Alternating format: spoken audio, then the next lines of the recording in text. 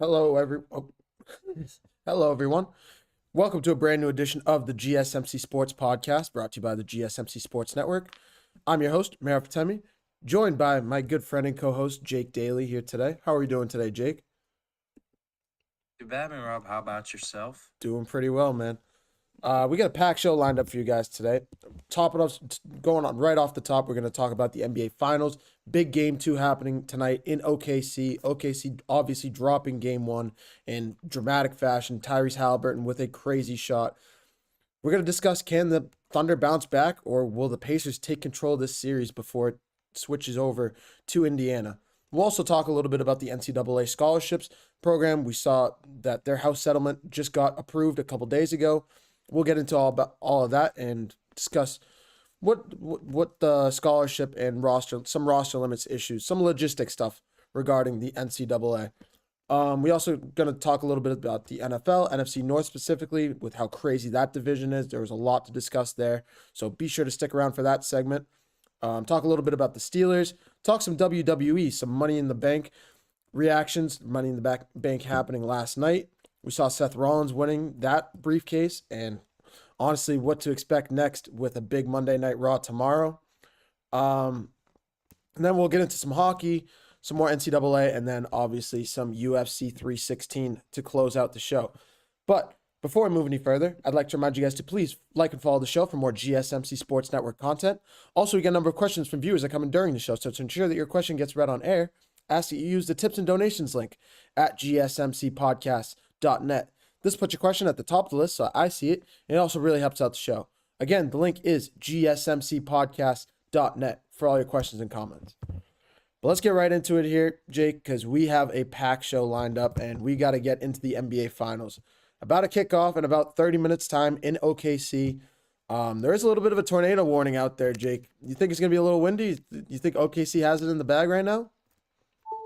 I don't know, man. I mean, weather can always play a factor, especially in an indoor sport, right?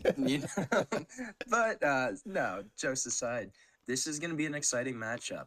I'm kind of curious to see what adjustments Mark Daigneault is going to make after game one, in which they kind of let it slip through their fingers. Fingers, pretty much. Honestly, they had that game in the bag, forcing Indiana to have almost 20 turnovers in the first half, 25 overall. Um, they really played a phenomenal basketball game and still lost. So how is Martin Dad now going to adjust? One thing I'm looking for is Isaiah Hartenstein. Is he going to start tonight? Um, how much is he going to play? Are they going to kind of go with that Case and Wallace group again? I think that's going to be one interesting adjustment. But this is a Thunder team that when they get rebounds, they are dominant. If they out rebounds the other team, they almost never lose. 37-3 in the regular seasons when grabbing as many or more rebounds than their opponents. And 4-4 in the spring when they don't grab as many rebounds as their opponents. So this is a key stat for Oklahoma City. And I think that the boards are going to be a big issue tonight. Um, any thoughts? 100%. Rebounds are so crucial, especially come playoff time. Giving offenses extra opportunities to get up shots, giving them opportunities to get to the free throw line. This is so crucial for just switching the sides of momentum. Rebounds play a crucial factor in that. But there are two things I'm looking forward to for the Thunder to try and fix if they can. I don't think they're gonna fix the first one that I'm gonna say, and that's gonna be the turnovers. And points off turnovers in game one.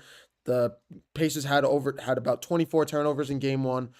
Thunder only scoring 11 points off of those 24 turnovers. Something that was incredibly lacking, something that you need to clean up if you're the Oklahoma City Thunder. When a team is turning the ball over at that level, you have to take better advantage of that basketball. You have to take advantage of it. Whether it's the Pacers getting back in transition, whatever it is, you have to figure out ways to score the basketball in this situation because those are crucial moments. And those are moments that the Pacers are giving to you on a silver platter. You have to be able to take control of those. Another player that I'm looking forward to kind of clearing it up, you brought up Isaiah Hartenstein. I'm going with the other double big over there. I'm going with Chet Holmgren. Only having 6 points, shot 2 for 9. He did have 6 rebounds in game one, but I'm looking at him to step up a little bit because he is a key member of that big three that's kind of formulating over there in OKC. If the Thunder want to play at their best level, Chet Holmgren needs to be a big part of that formula.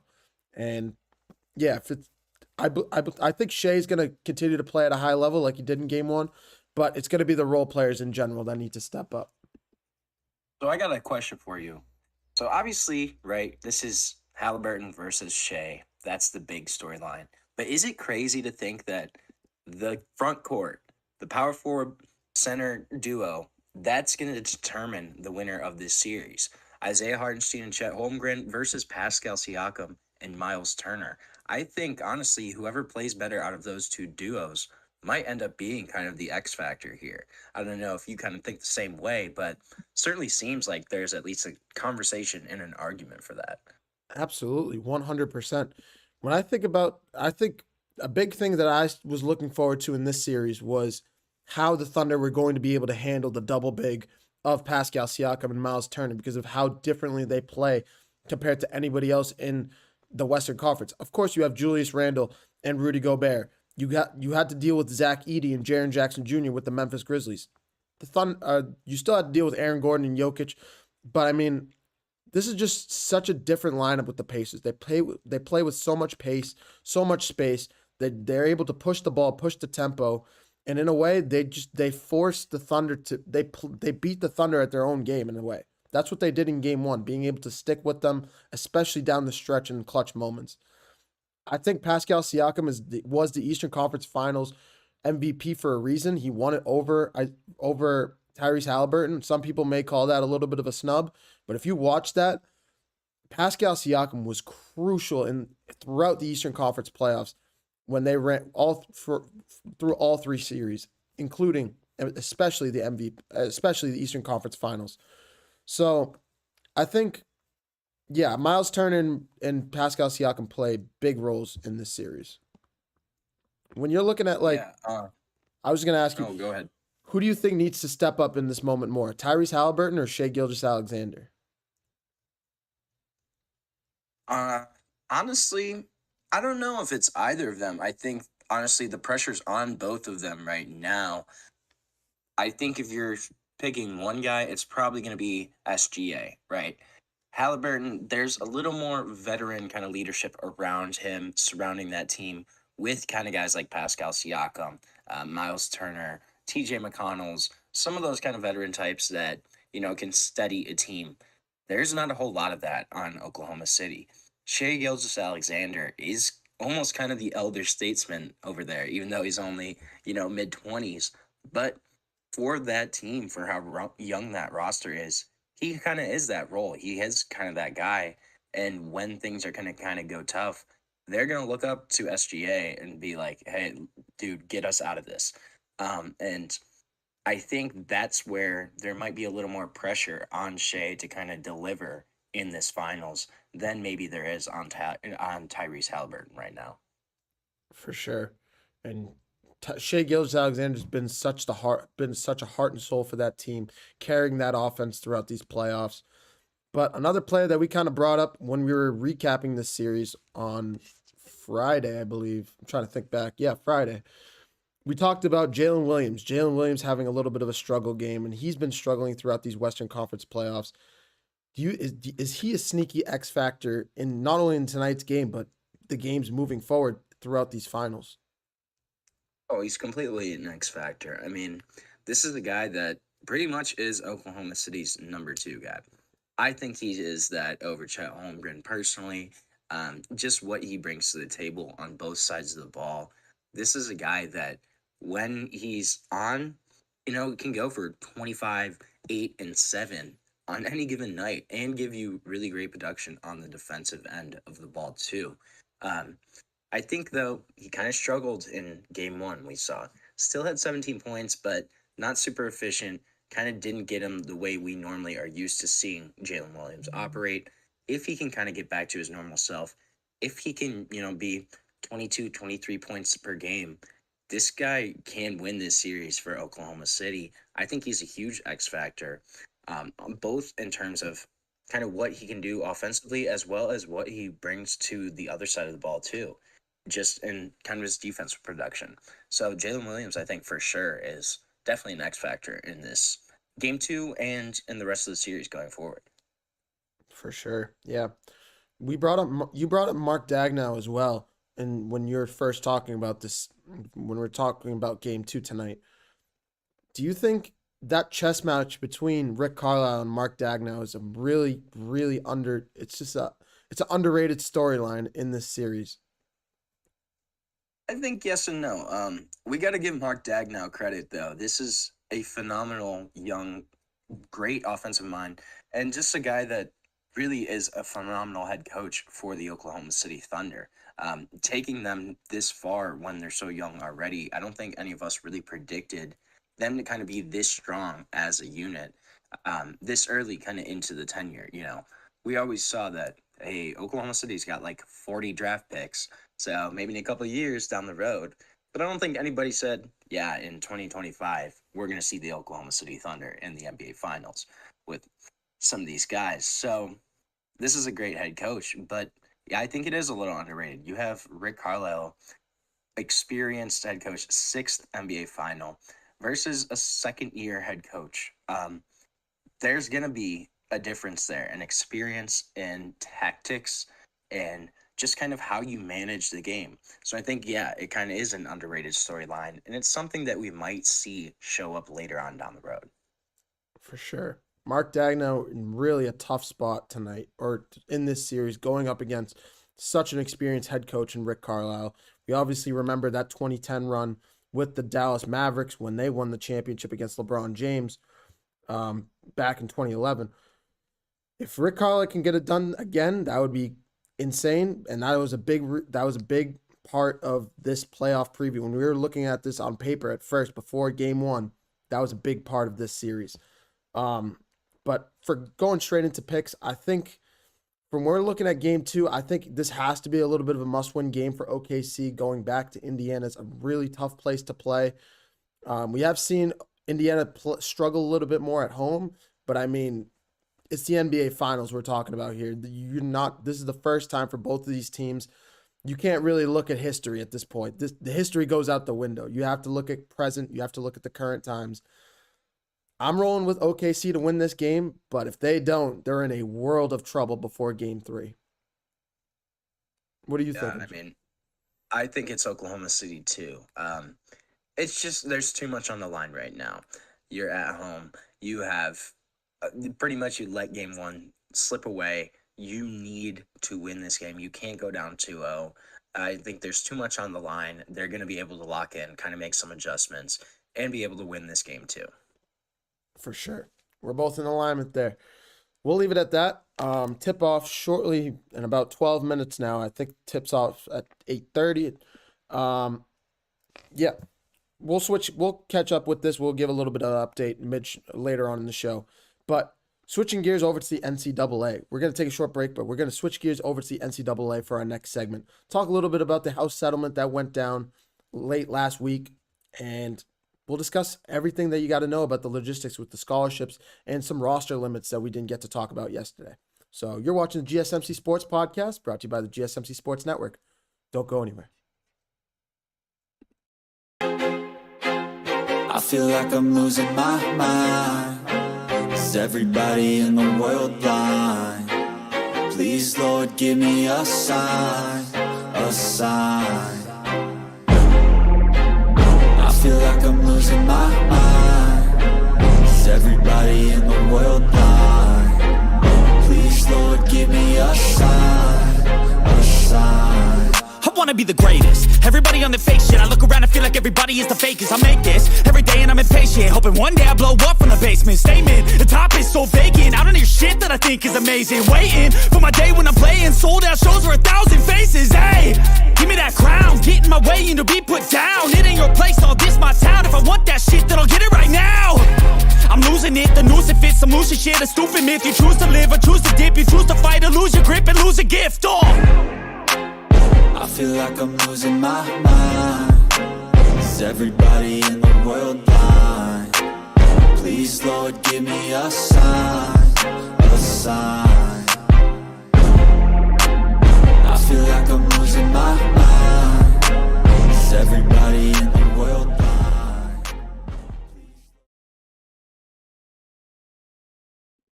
Hello, everyone. Welcome back to the GSMC Sports Podcast, brought to you by the GSMC Sports Network.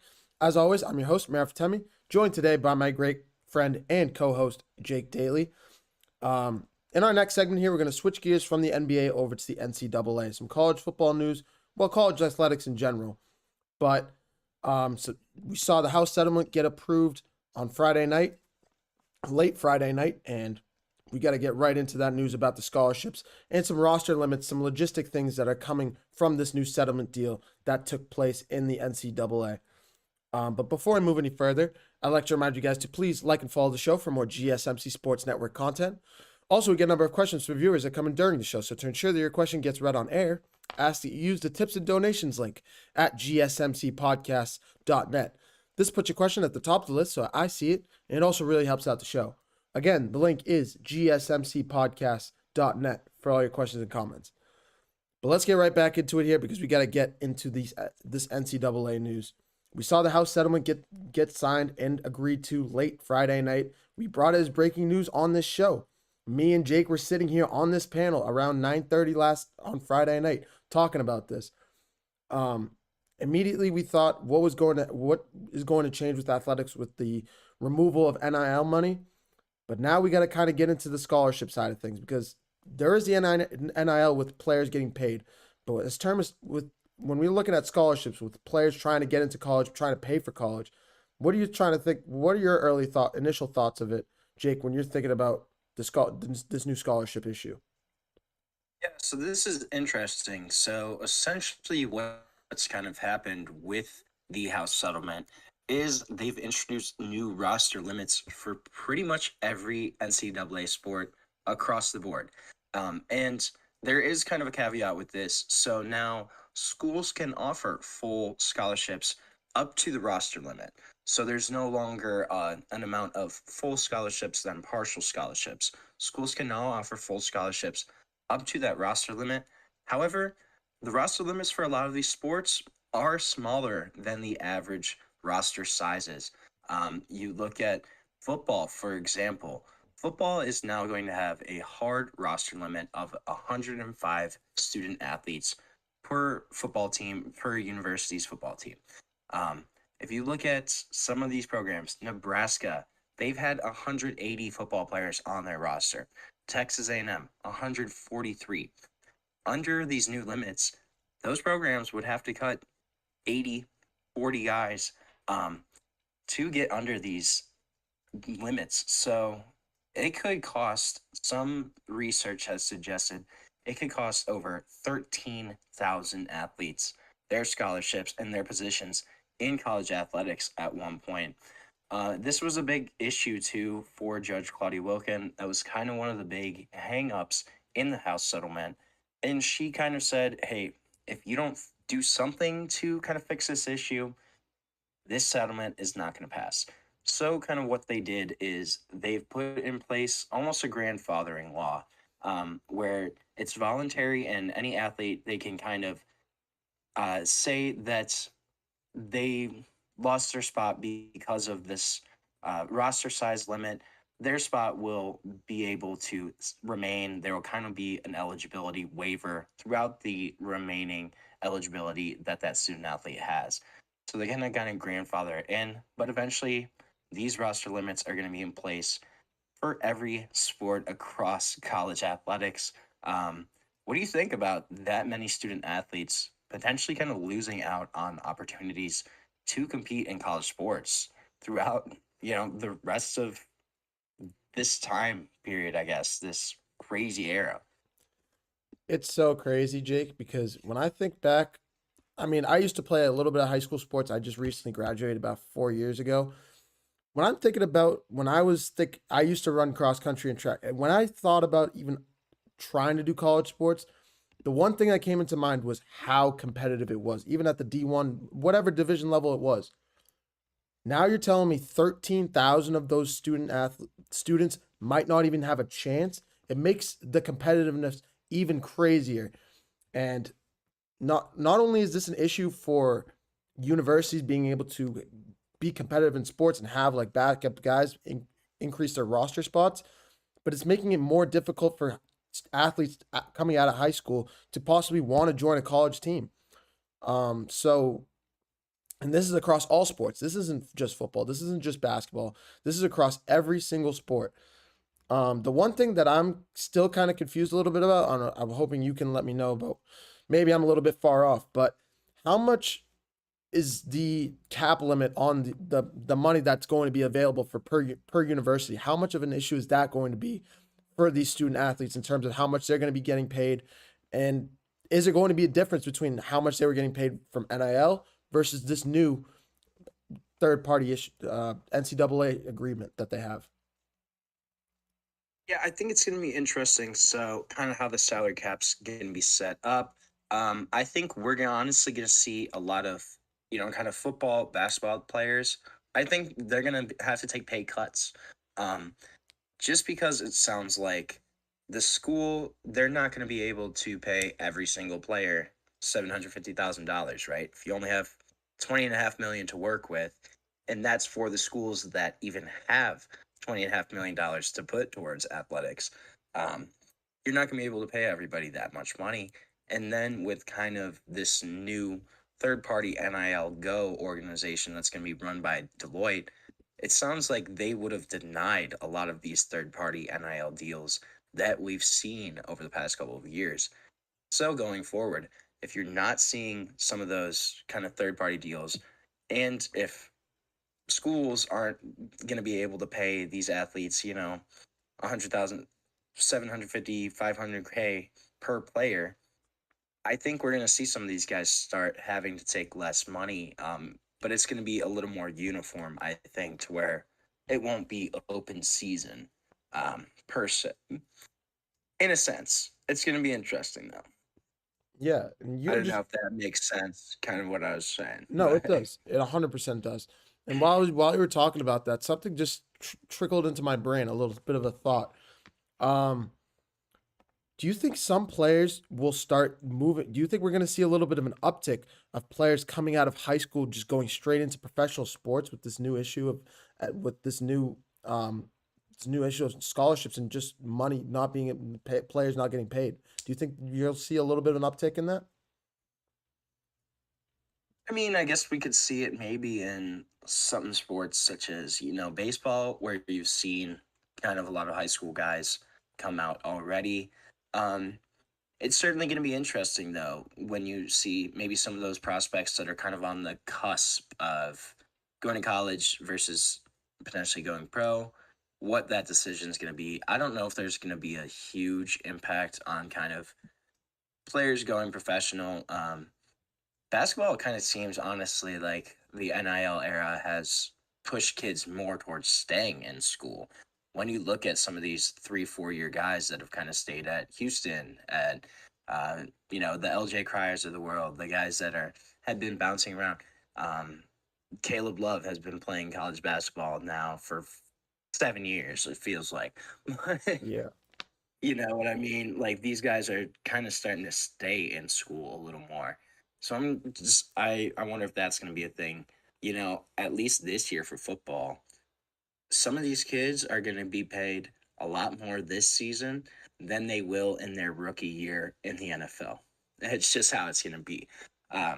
So I don't know. Honestly, it could kind of go either way. I just don't know if that's a huge factor, I guess, right now. But it's certainly kind of an interesting conversation and talking point to kind of think about. For sure. And kind of going off of that point, we were talking about this yesterday. Unfortunately, you couldn't hear me while I was talking about it, but you were asking me the questions about, sorry about those technical difficulties, but you were talking to me about, you were asking me about the possibility that some schools, like you brought up St. John's University, how good they were in basketball. Could some of these schools that are so good in specific sports just throw the towel in for example, football, like a smaller school that's great at basketball, but a little bit of a smaller school in football? Could they throw the towel in for football and dial in some of that money towards that basketball program to just, for example, put 20 million into basketball and then 15 or 10 million into football? Do you see something like that possibly happening with this new deal?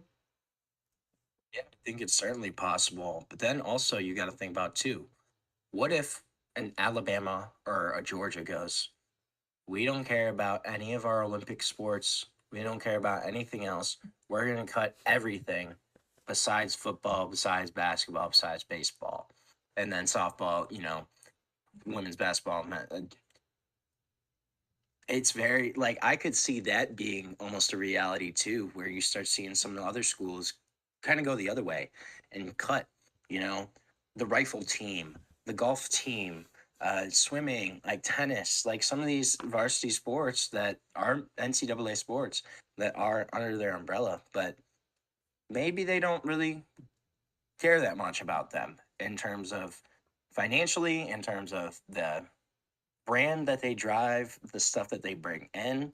So could you kind of see maybe like an Alabama go ahead and just cut soccer or cut golf or track and field? I think that's also very much a possibility here of some of these sports just completely shutting their programs down at certain universities. 100%. And honestly, they're either going to cut those sports out or they're going to just say, sorry, we're out of money. Just play it for free. That's what they're going to do to some of these athletes. And it's sad. It's unfortunate. It's not fair. But this is the new rules of this new NCAA settlement and this House settlement. If this is the right way to go, this might just be a trial and error year. Maybe they just get rid of it after a year. Is there a contract on it, Jake, or is it just a year-by-year thing that they have? This is, I believe it runs for about 10 years right now. Okay. And so the 20.5 million, like that's going to increase on a yearly kind of incremental based system. I believe it's a 10-year agreement. I got to look though at the actual length of the settlement, but yeah. We'll look at it further. And this is probably, we're going to be talking about this a bunch as the college football season just quickly approaches. We're just about 2 months away from it. So we have a lot more to discuss with this as the football season continues to rapidly approach. But when we're looking at the NCAA as a whole, it's unfortunate to see this. Some of these players are going to miss out. Some of these colleges are going to cut some of their roster spots. It's going to be interesting to see how this all plays out. We can talk about this quickly. Do you have any predictions on who's going to win the college football playoff this year? Or who's your favorite to win out of the college football group? We'll talk about this further, but just off quick glance, we have a little bit of time. Early prediction. I think a team in orange is going to win it. Either a Texas Longhorns or Clemson Tigers. I think those are two of my top ones right now, but it's kind of crazy. And if Penn State can finally maybe beat Ohio State, then, but they have a really talented team this year. It's just, that's the year, that's the question every single year. Can Penn State finally beat Ohio State? Feels like we'll see. I don't know. That rivalry still to this day reminds me, it just feels just like the Ohio State-Michigan rivalry. Is Ohio State ever going to beat Michigan? Is Penn State ever going to beat Ohio State? Oh, I don't know, man. That's those are strong words over there. We might ruffle some feathers over there, but we'll get into this a little bit further throughout the show. We'll bounce back over to the NCAA later on in the show, so stick around for that. But I'm going to take a short break. Coming up next, we're going to switch gears back over to the NBA and discuss some more basketball. So you're watching the GSMC Sports Podcast, brought to you by the GSMC Sports Network. Don't go anywhere. Looking for your daily fix of sports talk without having to pay for it? GSMC Sports Network is available on YouTube. Just search GSMC Sports Network. Get your fix of daily sports talk shows on YouTube, absolutely free. NFL, college football, NBA, MLB, MMA, UFC, fantasy football, and so much more. GSMC Sports Network has shows running all day long, with new sports shows starting every 2 hours. Just like on your favorite cable sports channel, except GSMC Sports Network is absolutely free. Just search GSMC Sports Network on YouTube to catch one of your new favorite shows, like the GSMC College Football Podcast, Chip Shot Football Podcast, Hoops and Heels Women's Sports Podcast, GSMC Basketball Podcast, and so many more. Check it out for yourself. GSMC Sports Network, now available on YouTube absolutely free. Search GSMC Sports Network on YouTube right now.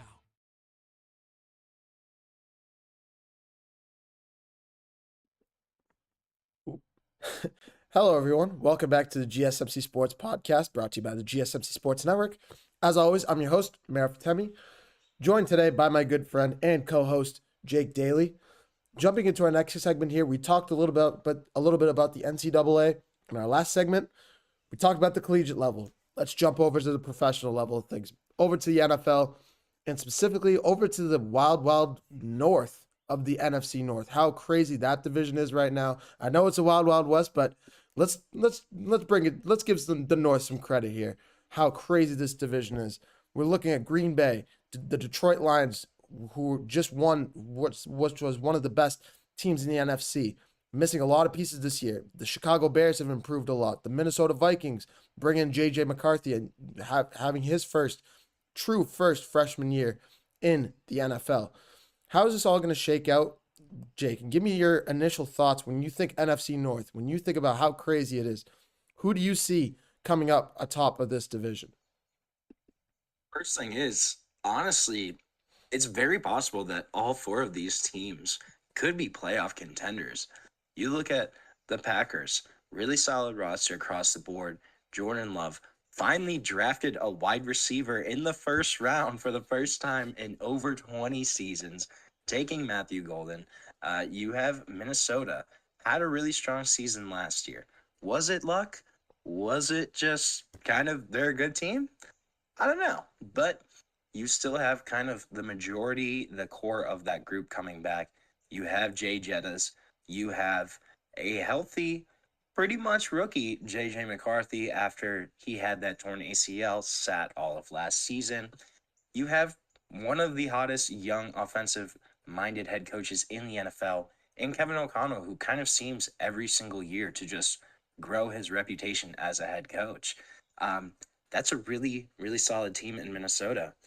And then you got the big question mark in the Chicago Bears.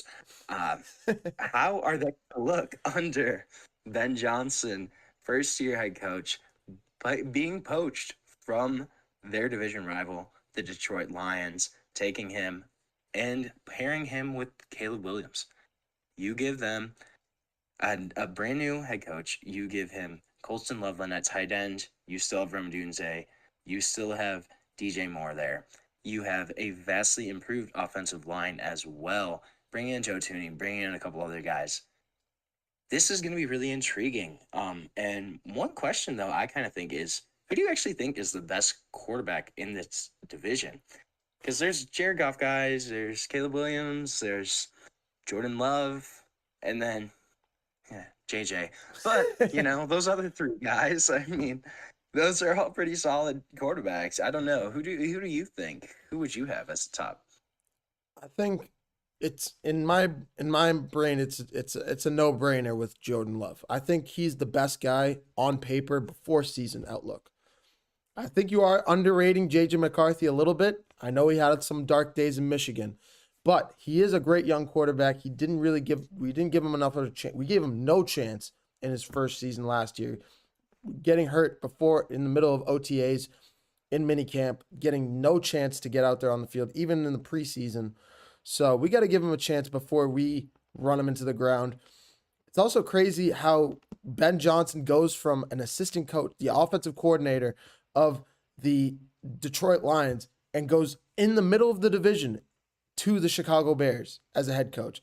How that battle is going to be going between Matt Campbell and Ben Johnson in the regular season, or possibly in the playoffs as well, is going to be really interesting. I think all the coaches in this division are superb, and I think that's going to be a big part of this entire thing.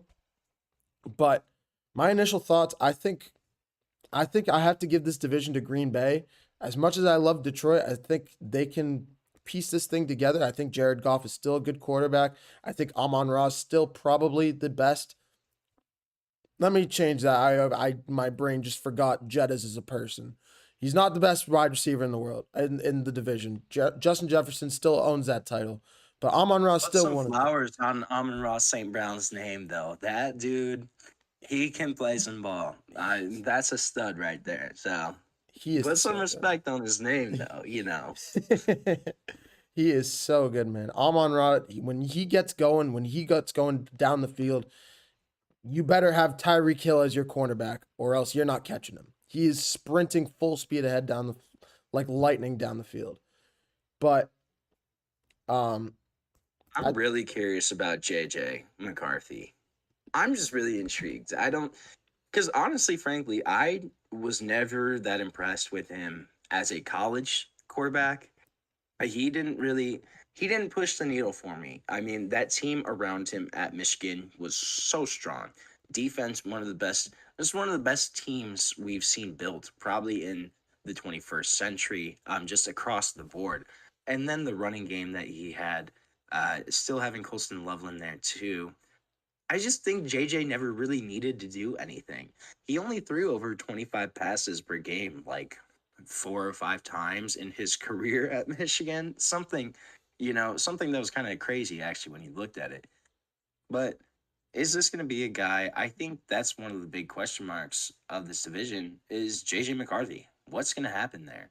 This kid that already was going to have questions as a young prospect, but then you add in that ACL tear from last season. What's he going to look like? And also, you think about what Sam Darnold did with Minnesota last year. If JJ doesn't live up to kind of what Sam Darnold did, how are Minnesota fans going to react that they let Sam Darnold leave this offseason and sign with the Seattle Seahawks? I think that's another big kind of interesting little tidbit there to think about. for sure. And the one thing that comes to mind when I think about the Minnesota Vikings, a big concern that I have as well with JJ McCarthy, is that offensive line in Minnesota. We saw Sam Darnold be under duress all playoffs long. We saw in the regular season they did have some success when Sam Darnold was a little bit of a game manager, but especially in the playoffs when that pressure started to get dialed up, Sam Darnold had had a little bit of a turnover problem, especially in that playoff game. But when I think that's going to be a big issue, but with the running game that the Minnesota Vikings have with Aaron Jones, with the weapons that the JJ combo that they have going with him and Justin Jefferson, they have a great young core over there. I think they have a great chance of winning this division. I think JJ McCarthy's gonna have to he's going to need to step up at some times. And he did in Michigan, but he also had a great running game with him there, and a great offensive line, and a great defense, and a great coach. So that Michigan team was built for a good game manager to figure out his stuff. Is that going to work? Is that going to translate into the NFL? That's a great question mark, and that is a big question mark because we haven't seen any sign of him in the purple uniforms yet. But I think I got to still give this division to the Green Bay Packers. They're just so strong on all sides of the ball. They still have Jair Alexander on the back line. They still have Jordan Love, who's playing out of his mind over there. But a little bit of a wild card team, and I know you brought him up. The Bears may not be just the Bears anymore. They might be one of those great teams in the NFC North. Let's hear what your thoughts are. Let's hear your thoughts on that, Jake. I know they're one of your fan favorites, so I'll let you take this one away. Is Chicago actually going to find a quarterback? We'll see. They're just one of those cursed franchises, it feels like Cleveland, honestly kind of like Detroit until Jared Goff. You're not going to get good quarterback play out of these places. It just kind of seems like.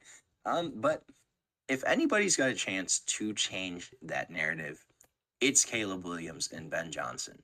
You look at Caleb Williams, #1 overall pick, Heisman Trophy winner at USC, a guy that set records as a freshman at Oklahoma, a guy that was a 5-star quarterback coming out of high school from Gonzaga College in Washington, D.C., playing against some of the top talent in the nation there. So this is a guy that's been doing this since he was basically 15 years old, used to the spotlight, used to the pressure, and has all the talent in the world to kind of be one of the elite quarterbacks of the NFL. Freak athlete, a dual threat guy, has a super live wire arm.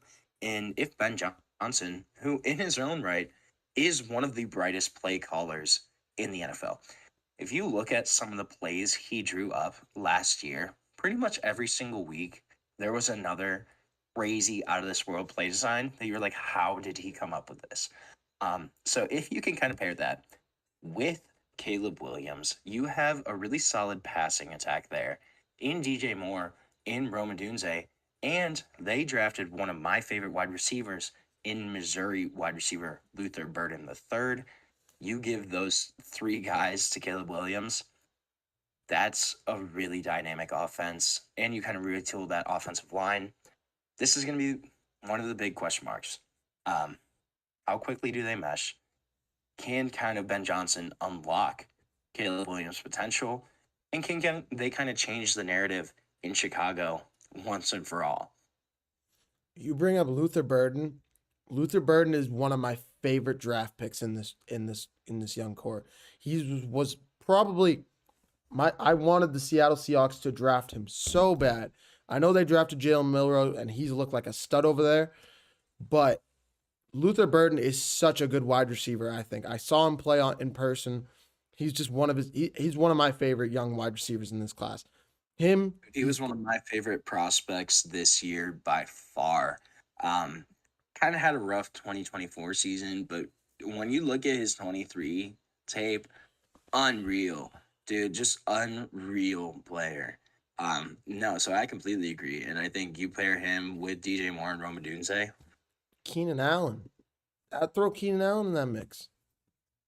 Like I know Luther Burden had some injuries in 2024. That's why it derailed his last season with Missouri.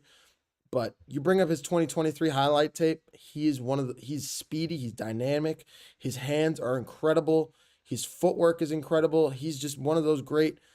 In a way, this is a little bit of a crazy comparison, but he has a little bit of that Jamar Chase in him with the speed, his hands, his footwork, the way he's able to run the field.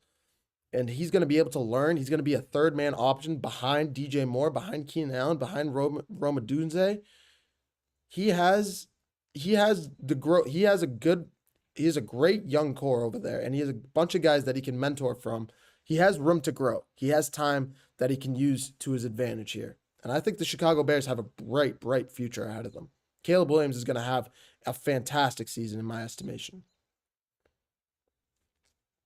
But we'll see. We'll see. You know, if he can break the curse, it's. I swear, it's almost like a curse. But Caleb Williams has a talent. The Chicago curse. The Chicago curse. Let's see what they can do with this young town over there. I don't think who do you have as your top? Who do you think is going to win this division? Who, in your estimation, preseason?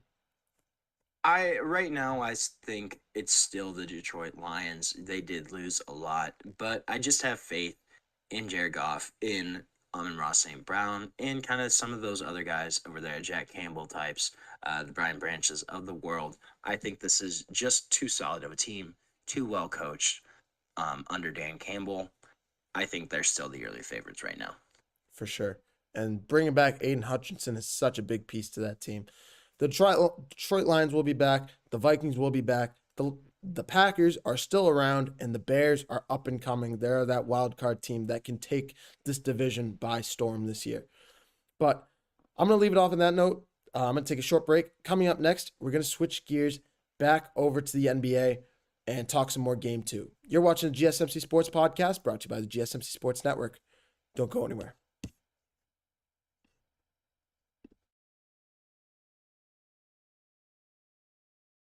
For the best and latest podcasts available anywhere, go to the podcast app on your cell phone and type in GSMC to access free content-rich podcasts on health and wellness, book reviews, sports, entertainment, relationships, social media, movies, technology, finance, and even weird news. Subscribe and download the GSMC Podcast Network's family of shows, available everywhere podcasts are found.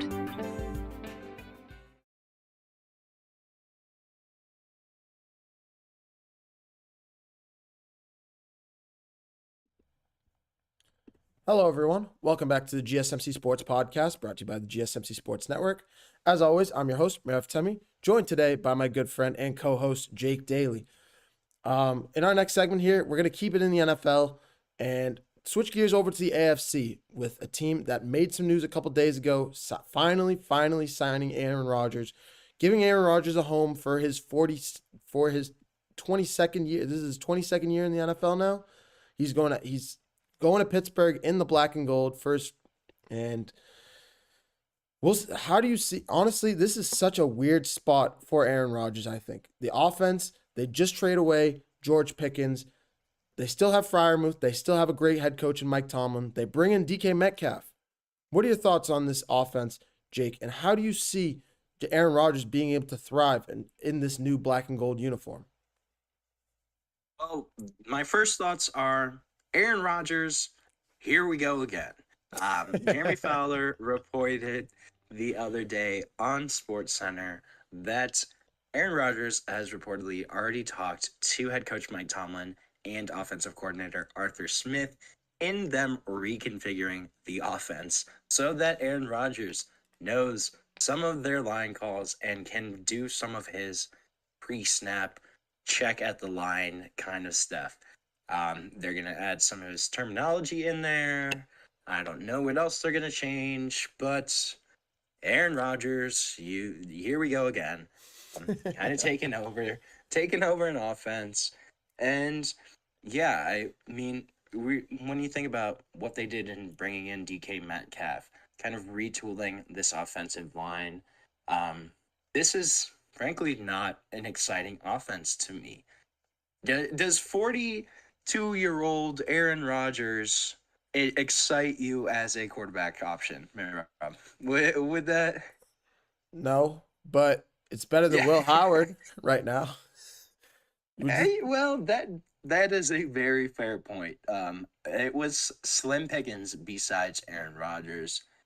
The other thing, though, too, if you're Aaron Rodgers, if you're Pittsburgh, you knew this was happening for like 3 months. Like, this has been talked about since pretty much March. Since the start of the league year, we've essentially known that Aaron Rodgers to Pittsburgh is a done deal. So why does it take until almost OTAs to bring him into the Steelers? And now you're saying that you're going to reconfigure your offense for him in June? In June. It's June 8th today. The season is in 2 months. And you're going to start reconfiguring your offense right now for a 42-year-old quarterback who has not been a good quarterback since 2020, frankly. 2019, since that last MVP season with the Packers. He hasn't been the same guy. I just think it's baffling that you're going to reconfigure your whole offense pretty much for Aaron Rodgers. Like, does that seem like a good move to you? I don't know. No. For me, yeah.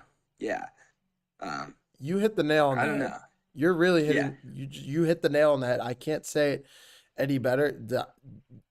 Aaron Rodgers reconfiguring your offense. This move already feels like it's just a Band-Aid move. It feels like it's just a move you're going to roll with a year for 1 year. Then you're going to go into next year and draft a quarterback in the draft, and you're going to be fine. You have Will Howard in the background. This literally just feels like a Band-Aid move. You're reconfiguring your offense. You have guys like Le'Veon Bell who hasn't touched the NFL field in 5 years talking about coming back to the Steelers. You have a guy in Antonio Brown, which is in his own, we're not even going to talk about that too much, who's talking about possibly coming back to join the Steelers, have a little bit of a reunion. It just feels like the Steelers didn't even do this when Ben Roethlisberger was still there. When Ben Roethlisberger was still there in his final year. So this is a 42-year-old guy coming off an Achilles injury, had a pretty, I wouldn't even call it mediocre, maybe below average year with the Jets last year. Had an Achilles injury the year before, had one drive 3 years ago where he looked Packers-esque and then tears his Achilles. This is a guy that we can't expect a lot out of. It's just unfortunate, but it's the truth. And the Steelers bring him in, wait until June, like you said, when there were already reports that this was 95% done in April. They wait 2 months for it to be finalized on Aaron Rodgers' clock, on his time. Bring out the red carpet for him. It just feels like this is just a forced. It feels like you're on Aaron Rodgers' time. And when you're doing that, you can't build a team just around the quarterback, especially in football. This isn't even the NBA of the old days. I can't even say the NBA of today because that doesn't even work anymore. You see, so you really have to, you can't think about this like an individual sport anymore. And as valuable as Aaron Rodgers can be sometimes, as good as the Steelers might look on paper with their roster, they have other holes. You could have given that $20 million to TJ Watt, who still doesn't have a contract. So it just feels like there's other holes on the Steelers offense or as a team in general that need to be filled. What are your thoughts on that, Jake? Something to think about too, right? So you draft a quarterback in the 6th round. So you know you're going to take a quarterback at some point in the draft. Okay? There's point 1. Point 2, you're reconfiguring your offense right now. You're going to kind of configure your locker room to bring in Aaron Rodgers. Okay, here's my point. If you're going to reconfigure your locker room for a quarterback, if you're going to draft a quarterback already, why not take a chance on Shedeur Sanders during the draft in the 4th round when they could have taken him? You go, okay, this is a guy that can potentially start for us. And if we're going to retool and configure for one guy, why not make it a 22-year-old who could be our future face of the franchise type quarterback over Aaron Rodgers? Like, and I'm sure that's not the thinking of the Steelers front office at that point in time, but it's still kind of the same argument, right? Why not just take a chance on one of the younger guys, especially when you got to day 3 and you start seeing Shedeur fall and fall and fall and fall. It doesn't make a lot of sense to me just logically of why Pittsburgh would make this move, I think. I think there's an upside, but really, what do you see the ceiling of this Steelers team being, honestly? I think you know what I'm gonna say too. Make it to a wild card spot and then get bounced out. Like, let's be honest here. Let's be real. This is the AFC that we're talking about here. How good they are. We're talking about already a packed division in the AFC North. You have the Bengals, you have the Ravens, you have the Browns, who are kind of still up and coming. Sorry, I know you're a Cleveland guy. You have the AFC East with the Dolphins. You have the Bills still there. You have the AFC West with how loaded they look, with the Broncos that look better. The Chargers look better. The Chiefs with Patrick Mahomes are still around. Raiders even. The Raiders, who are up and coming with Pete Carroll. You have a bunch of guys, you have a bunch of teams all around the AFC that look like they're ready to go. And I'm going to leave it on this because you made a great point about Shedeur Sanders. Why didn't the Steelers do the same thing the Browns did? They bring in 3 quarterbacks. They have a great QB competition in the preseason. You give your offensive guys, you give your quarterback some adversity to deal with early on. So by the time they hit that field in week 1, they'll have a little bit of some experience before they hit the field. Of course, the Browns still have Joe Flacco. They have veteran experience. And you could say that's what the Steelers did with Aaron Rodgers.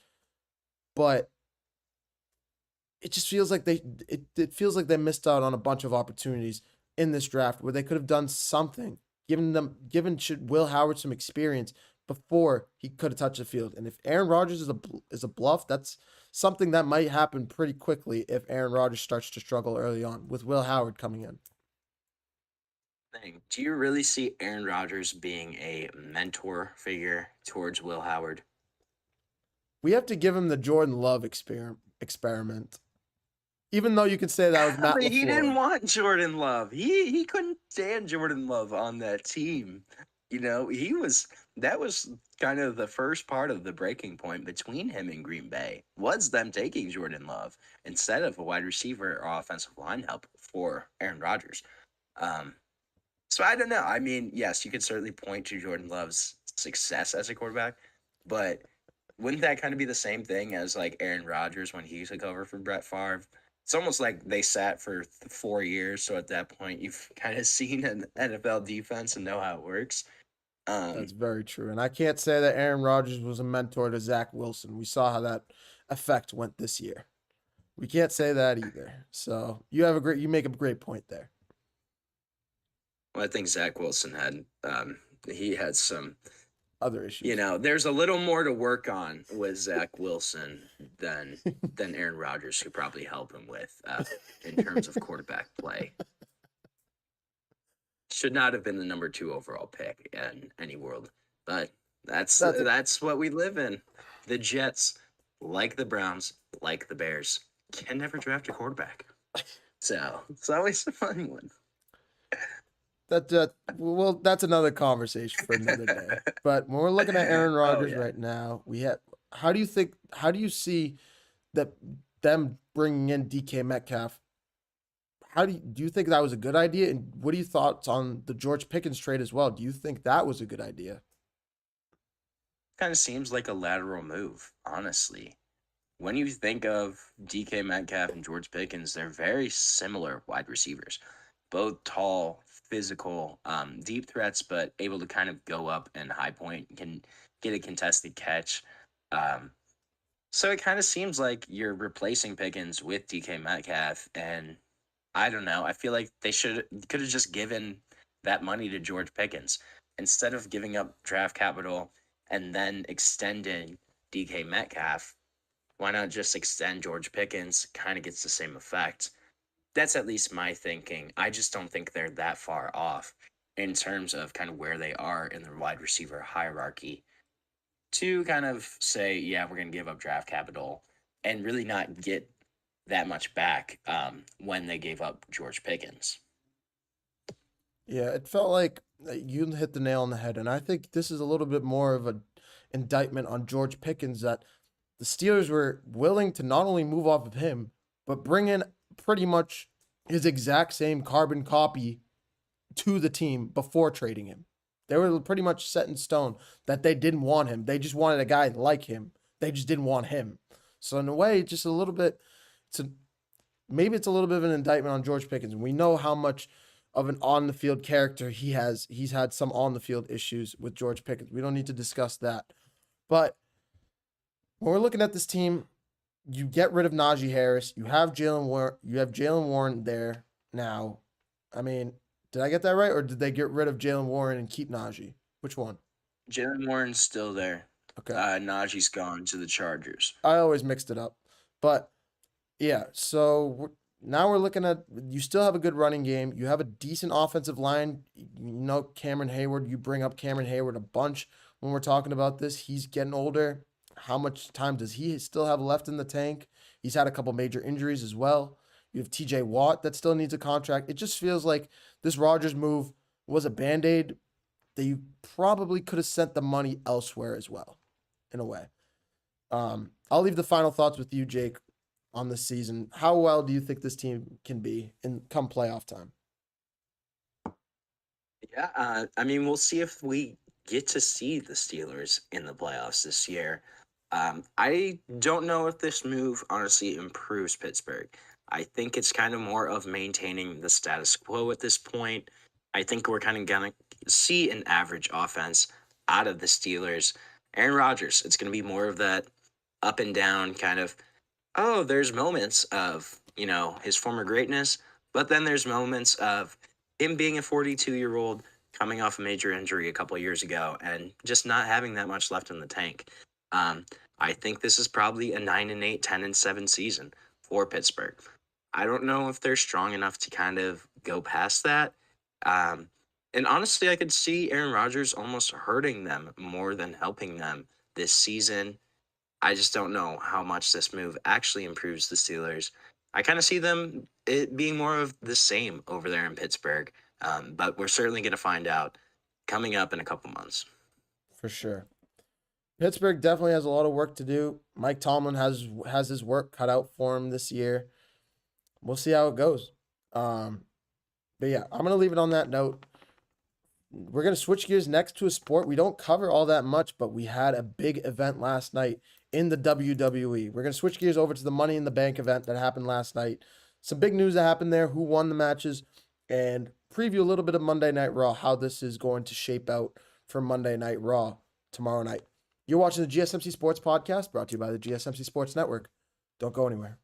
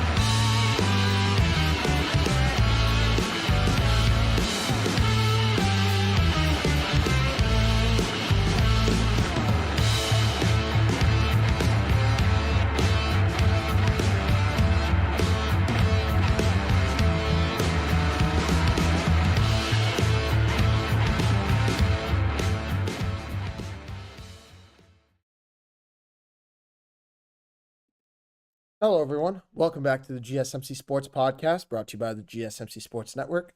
As always, I'm your host, Marav Temi, joined today by my good friend and co-host, Jake Daly.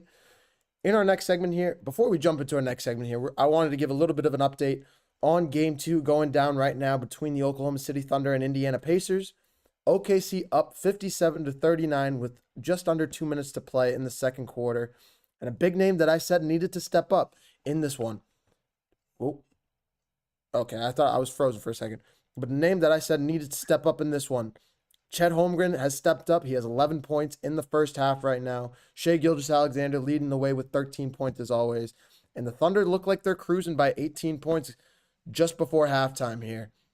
Tyrese Halliburton, not even apparent, looking right, only 3 points. So keeping him in check is going to be a big part of this one. But it looks like the Thunder are smooth sailing so far, and we'll get into that. We'll give a little bit of an update on that before we close out the show. But let's jump into our next segment here because we got to jump into some WWE news that happened last night. Money in the Bank last night, one of the premier events of the WWE year round, and I'm gonna give it to the aficionado over here with Jake Daly, one of the biggest WWE fans I know, and he knows all about it. Who won last night, and what are your thoughts on the immediate outcome of that, especially as we look forward to Monday Night Raw tomorrow? So for those of you that don't know this about me, I am a huge wrestling fan. Obviously, got to normally talk about college football, but now I get to talk about everything, which means I get to talk about wrestling. Women's Money in the Bank match, pretty interesting match. Roxanne Perez really kind of showed out throughout this entire thing. One thing I was kind of intrigued by was almost the absence of Rhea Ripley. We saw her at times, but there were also 2 or 3 moments in this match where she was out for 5 to 8 minutes. Big spots where she wasn't, just kind of into the action. Stephanie Vicaire had a spot where she repeatedly smashed Rhea Ripley's face into the ladder with her knees. It was pretty cool. I really kind of enjoyed that. Then there was kind of one where Roxanne Perez, Alexa Bliss, they were both on ladders, kind of pulled off this Hurricane Rana move. It was a little too coordinated for me. So I liked this match, kind of up and down. Naomi, though, the big winner. Naomi, I'm not sure if you're familiar, but she's right now kind of in this big feud on SmackDown with Bianca Belair, with Jade Cargill. It's going to be really intriguing. And adding the Money in the Bank briefcase to that, Tiffany Stratton obviously is the champion on SmackDown right now. But if Naomi cashes in, kind of gets the championship, adds that to this feud with Bianca Belair and Jade Cargill, it just makes it that much more important. I really like it. And Naomi is a wrestler that's won a couple women's championships, but really hasn't showcased her potential in WWE.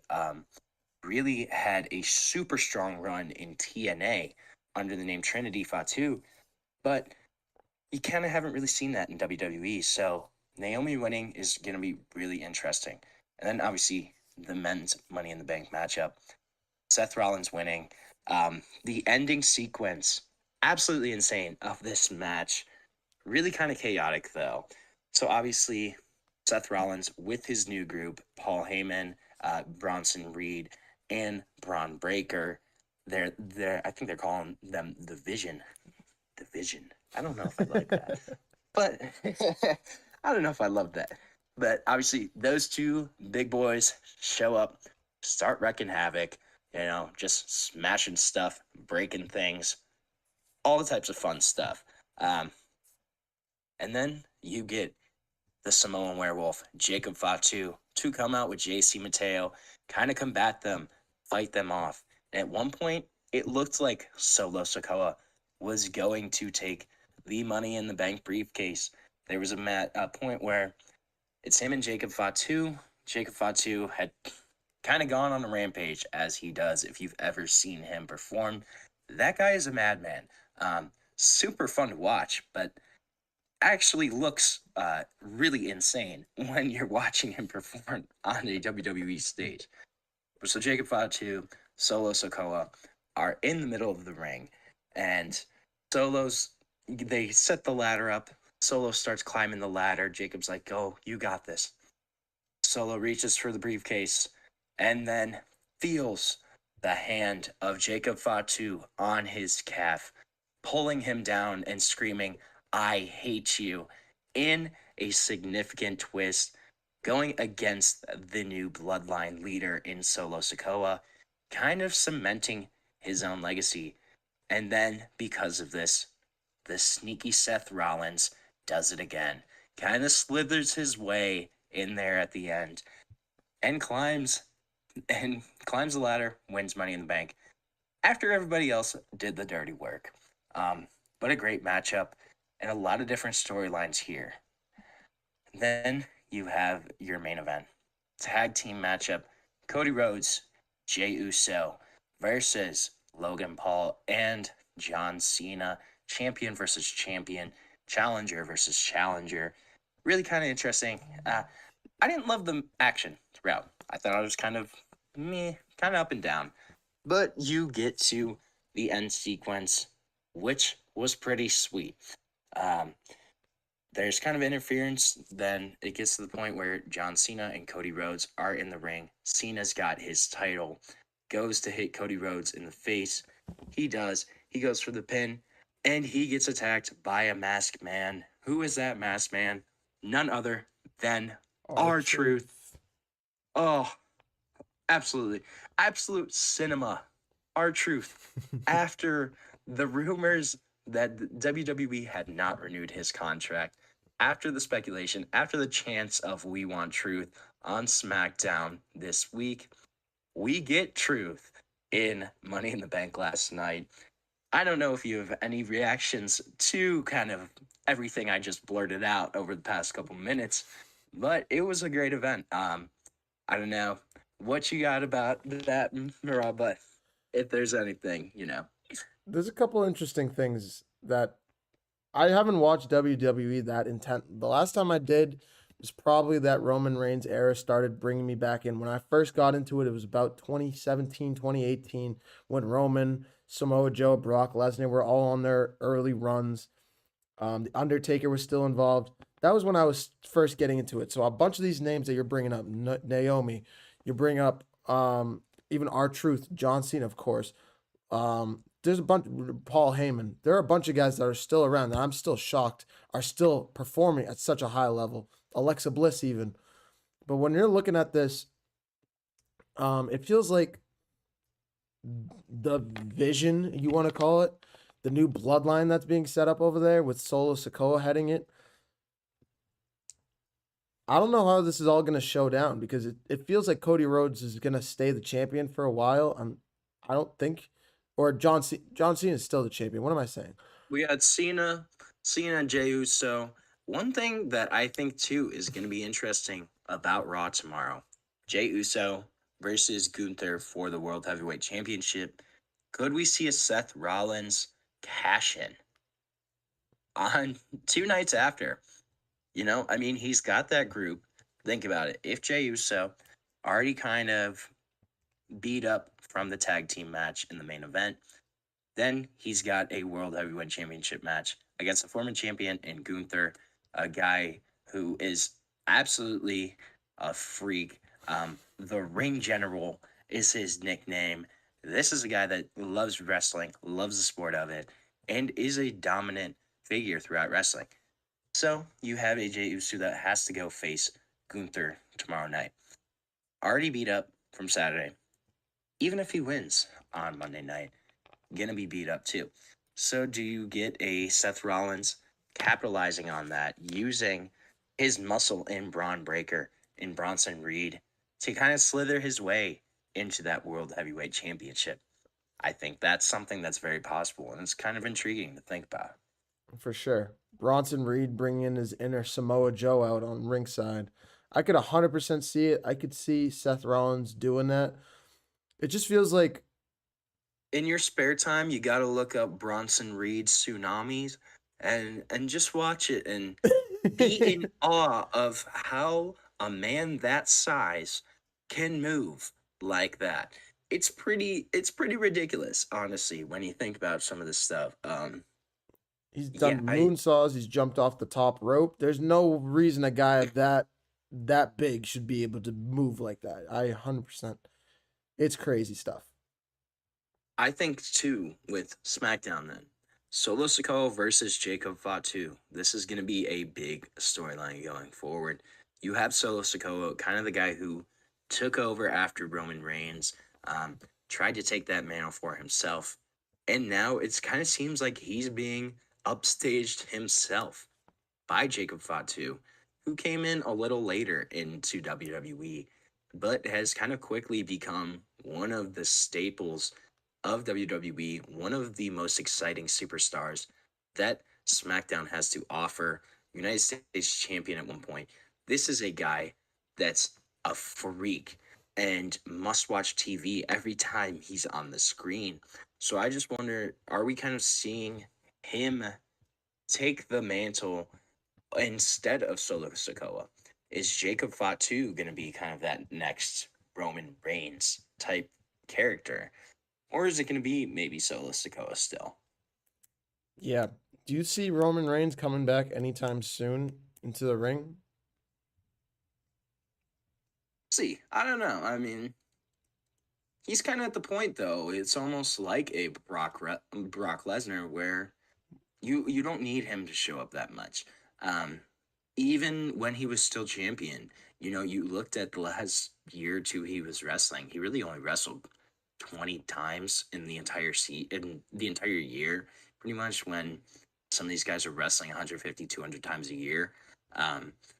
So he was kind of already slowing down. I think we might see him kind of be that next version of either Brock Lesnar or kind of like a Cena Rock type character where he's already had some roles in Hollywood. Could he kind of start doing something similar where he's trying to take more acting roles on? Yeah, but it's going to be interesting when we see Roman Reigns next in a WWE ring, especially after kind of the fallout from WrestleMania and just everything there with Paul Heyman. Paul Heyman obviously backing Seth Rollins now. That's really intriguing, has a ton of layers for whenever Roman Reigns returns. With the Paul Heyman history, and then you look at CM Punk too. If Seth Rollins does end up taking the championship from this Money in the Bank briefcase, you have a primetime matchup in CM Punk just waiting there. The Paul Heyman storylines, the fact that these two dudes just really can't even stand each other anyways, it writes itself. So I think there's a lot of different storylines that we kind of saw throughout Money in the Bank last night. Dominic Mysterio also retaining his Intercontinental Championship in a match against Octagon Jr. from AAA, the Mexican Lucha Libre promotion that WWE obviously just purchased. That was a quick match, solid match, kind of more of a showcase type match. But I think overall this was a great card. Really kind of helps advance a lot of storylines, gave some positive momentum for WWE going into the summer. I don't know if you kind of have any other thoughts on anything I said though. The last question I kind of have is a guy that's kind of burst on the scene for the last 2 or 3 years now, slowly sliding his way up the ranks in a way in terms of being in more promotions, being in the ring more often. Do you see Logan Paul making any noise farther than where he already is? He's already been a little bit of a character. He was a little bit of a character when he first joined, but I mean, he's been there for so long in a way. He's kind of shed that old skin of his and kind of turned into a little bit of a WWE star over there. Yeah, I mean, there's certainly still the perception around Logan Paul, right, of the Hollywood, wannabe, but he's played into that, right? He's played into that. We kind of see those heel tendencies being played up now, especially in the past couple of months. This is a guy, though, that if he ever actually committed to WWE full-time, has World Heavyweight Championship potential. With how fast he was able to kind of take to the ring, just in terms of in-ring ability as well as talking on the microphone, giving promos, crowd interaction, the whole thing. This is a guy that a lot of people don't like him, but that's part of the shtick. That's part of the job. Um, he's paid for people to not like him, so he's pretty good at it at that in that regard. Um, but I think if he ever really truly did kind of fully dive into WWE, this is a guy that has all the athleticism in the world, has already kind of developed that in ring acumen when he's not even really fully training full time. If he ever dove full time in, this would be a guy that could potentially be a world heavyweight championship contender. I just don't know if he ever really truly buys in. But Logan Paul certainly has talent. It's more of, does he want to do WWE and wrestling full time? For sure. The athleticism, the acting that he already possesses, the way he's able to work the mic, he's able to work the mic pretty well as well. He could be. I could 100% see it. But yeah, we'll leave it on that note. We got a big Raw tomorrow, and we'll probably touch on that as we move further throughout the week. But I'm gonna leave it on that note. Coming up next, we're gonna switch gears back over to actually hockey. We haven't talked a whole bunch of hockey. We didn't get to talk about the Stanley Cup Game 2 last night. We saw a big Game 2, a double overtime thriller, and I cannot wait to talk about that. You're watching the GSMC Sports Podcast, brought to you by the GSMC Sports Network. Don't go anywhere. I feel like I'm losing my mind. Is everybody in the world blind? Please, Lord, give me a sign, a sign. I feel like I'm losing my mind. Is everybody in the world blind? Please, Lord, give me a sign, a sign. I wanna be the greatest. Everybody on the fake shit. I look around and feel like everybody is the fakest. I make this every day and I'm impatient, hoping one day I blow up from the basement. Statement, the top is so vacant. I don't hear shit that I think is amazing. Waiting for my day when I'm playing sold out shows for 1,000 faces. Hey, give me that crown, get in my way and to be put down. It ain't your place, all this my town. If I want that shit, then I'll get it right now. I'm losing it, the noose it fits. I'm losing shit, a stupid myth. You choose to live or choose to dip. You choose to fight or lose your grip and lose a gift. I feel like I'm losing my mind. Is everybody in the world blind? Please, Lord, give me a sign, a sign. I feel like I'm losing my mind. Is everybody in the world blind?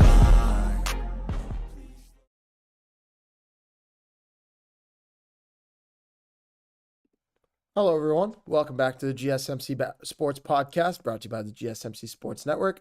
As always, I'm your host, Marav Temi.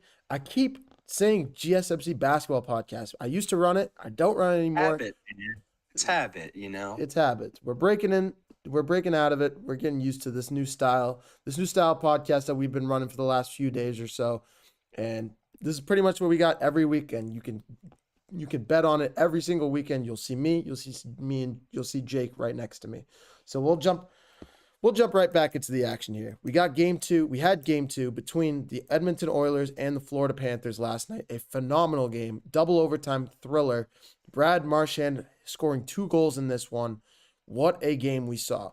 It literally was an exact same It was a copy of game 1 in a way, without the stupid penalty at the end of game 1 that Edmonton scored off of. We saw McDavid magic with his in and out moves. I would say dribbling, but skating through 2 defenders, getting it to Alan Draisaitl, and him punching it into the back of the net.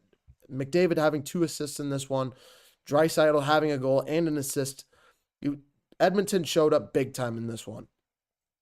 But when we look at this game, Edmonton had a bunch of chances, but it was not only the issue of Stuart Skinner that I've continued to say I still think is going to be an issue in this series as it continues to move further, but it was the veteran experience and goal scoring of not only Brad Marchand, but the Florida Panthers as a whole. The defense of the Florida Panthers is so unbelievably good. Not only can they play on their heels, they can get back in transition, but their ability to score. They are the number 1 scoring threat They have the number one goal scoring out of their defensemen. 3, in fact, scoring last night outside of Brad Marchand. But the Panthers taking game 2, 5-4, to bringing this series back to Florida, tied at 1 game apiece. What a phenomenal series we have on our hands, Jake. And give me your initial thoughts so far on how this series has gone. Yeah, well, one of those veterans too for Florida, when you talk about that roster, is Sam Bennett. And this is a guy that has earned a big time payday over this summer as one of the top unrestricted free agents, but super effective around the net, has a league best 10 goals in the playoffs, has added to that already. A guy where he can score anytime, also has a habit of just being very highly effective around the net, kind of getting into goalies' ways. You had the game 1. Did he bump Stuart Skinner on purpose? It's up for debate. But that's the kind of crafty veteran move that's just this Florida Panthers team, it's reminiscent of. This is just what they do. They're able to kind of work, be crafty, be savvy, but bring this hard-nosed, physical style of hockey. And this is just a lot of fun, frankly, to watch this matchup. Leon Draisaitl, Connor McDavid working their magic right now. And then another thing I got a thought about, will Bill Zito finally win a General Manager of the Year? Can you give this man his flowers? Finally, 4th year in a row, he's a finalist for GM of the Year. And you look at his deadline, bring in Seth Jones. Who's Seth Jones? Had a goal last night, has played over 30 minutes in each of game 1 and game 2. And then you bring in the other big guy in Brad Marchand. Game winner in game 2. Absolutely crucial veteran presence. So give this guy GM of the Year, man. I won the Stanley Cup last year. He's in it again this year. I'm just curious, too, on goalie play. I think the goalies have honestly kind of played better than their numbers suggest right now. They've both faced so many high caliber shots in these first 2 games. I mean, you look at just, they keep coming. Even before Brad Marchand's goal last night, there was multiple shots where they were really good chances for Florida, and Stuart Skinner was able to kind of save it. So yes, I do think goalkeeping is going to continue to be kind of a topic that we're going to talk about in regards to this finals. But I don't know, who do you kind of think is some of the X factors for this next game 3? When we're looking at game 3, I think we both touched on it. We bring in Stuart Skinner. I think it's the goal scoring. I think it's literally the goal. It's the goalkeeping. It's not the goal scoring. Well, I guess it's the goalkeeping. It's Sergei Bobrovsky. It's Stuart Skinner. How they're able to have their presence known in the net. And they've done a phenomenal job so far. But when we're looking at these two teams right now, at how phenomenal they're both playing at such an unbelievable level. Stuart Skinner made some big saves last night. That last goal was unfortunate. Brad Marchand with just a one-on-one scoring net.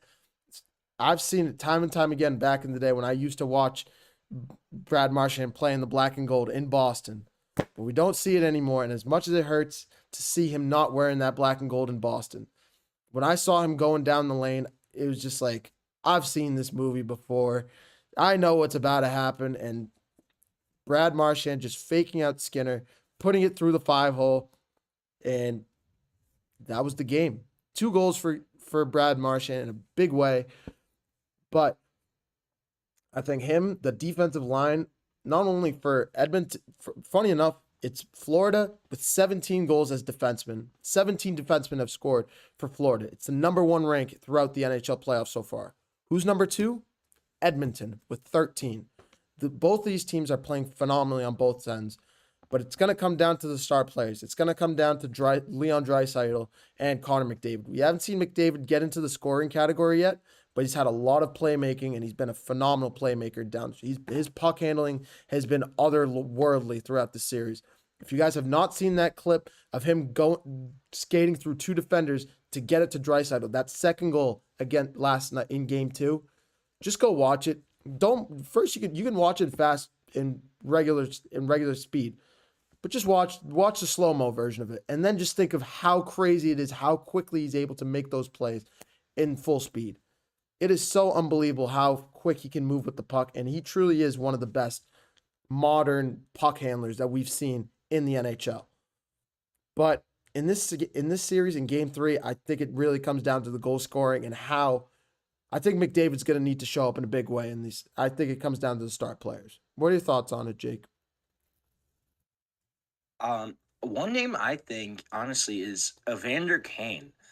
When you look at the Oilers already missing Zach Hyman for the rest of the playoffs, and Ryan Nugent-Hopkins is reportedly a game time decision for Game 3.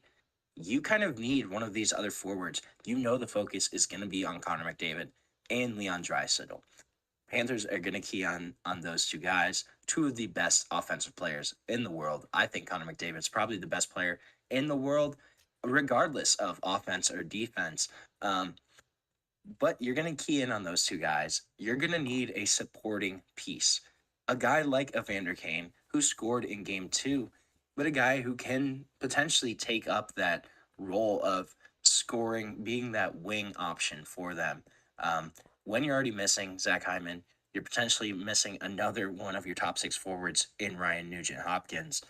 I think this is kind of a guy, him as well as Jeff Skinner, one of those two forwards needs to kind of step up to help supplement that Edmonton offensive attack. For sure. And Nugent-Hopkins is such a big part of that game. We saw a big part of this offense. We saw him go down in Game 2 with a wrist injury. It's going to be interesting to see how he can get back from this one. He went straight into the locker room, but we know how tough these players can be. Reportedly did not practice today as well. Really? So that's, kind of why I think that's a situation that we're going to have to try to monitor. For sure. We have to monitor that. This Florida Panthers defense is so unbelievably good. You have to have all hands on deck against them. If you're just missing one guy, even a guy like Nugent-Hopkins, he is such a crucial piece of that offense at how playing off of Leon Draisaitl, taking some of the pressure off of Connor McDavid with the puck sometimes. You need him out there. He's just one of those preliminary threats that you need to have out there. On the other side, Connor Verhaeghe, you have Matthew Tkachuk, who has a little bit of a quieter series so far, but he's a little bit of a defenseman. The reason you have Matthew Tkachuk out there is to just lay guys out, and he has done a phenomenal job at that all series long. He needs to keep it up if the Panthers are going to continue on this streak. But keeping on that topic, who do you have in this Game 3? As we'll talk about this more tomorrow, but who do you have for Game 3, Jake? I think we got to go with Florida right now. Having the momentum after Game 2, you're going to go back home.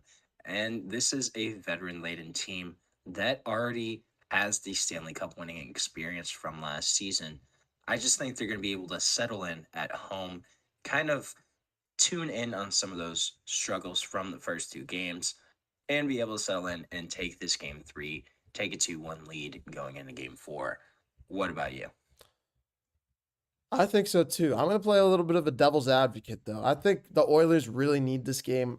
I see Connor McDavid coming out and having a massive Game 3. I see him breaking through the floodgates, getting past Bobrovsky. I see Bobrovsky having a little bit of a quieter game. He's been pretty locked down so far in this series, but we usually give him a game to mess up. I'm going to call his bluff. I'm going to call it this time. Game 3. Massive game. The Oilers are going to need it in Florida. Put Florida back on their heels going into Game 4. I'm going with the Oilers and Connor McDavid in this one. I was going to say, you can't be talking all about Connor McDavid and not go with the Oilers there. You have to stand on you got to stand on what you're talking about there. I'm not running the WWE PR mic where I just throw in, but I'm not doing that. But we'll leave